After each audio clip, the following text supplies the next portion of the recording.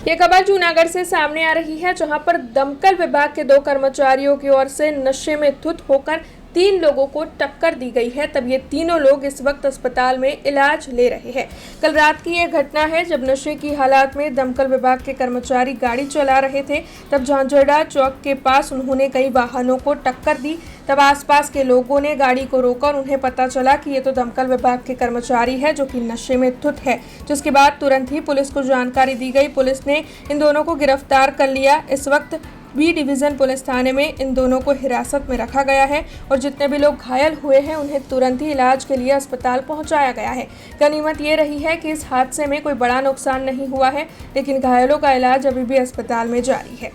હું રાતે 10 વાગ્યાની આસપાસ કસ્ટમરનો ફોન આવ્યો હતો કે ભાઈ અમારી ગાડી એક બંધ થઈ ગઈ છે, એટલે અમે ટોઈંગ વેન લઈને ગાડી બાંધવા ગયા ત્યાં. એટલે અમે ગાડી ટૂંકમાં ટોઈંગ કરતા હતા. એ અચાનક એક બોલેરો ઝાંઝરા ચોકડીએથી રોંગ સાઈડમાં આવી અને સીધો અમારી ઉપર ટૂંકમાં આમ માથે જ ગાડી ચડાવી દીધી આખી. પછી અમે ત્યાં સાઈડમાં 3 જણા હતા, અમે 3ની ઉપર ગાડી આખી આવી ગઈ અને અમે સાઈડમાં બધા બેસી ગયા હતા. થોડી વાર પછી બધા ત્યાંના પબ્લિકે બધા ગાડીવાળા ભાઈને ટૂંકમાં રોકી ભાગવાની કોશિશ કરતા હતા.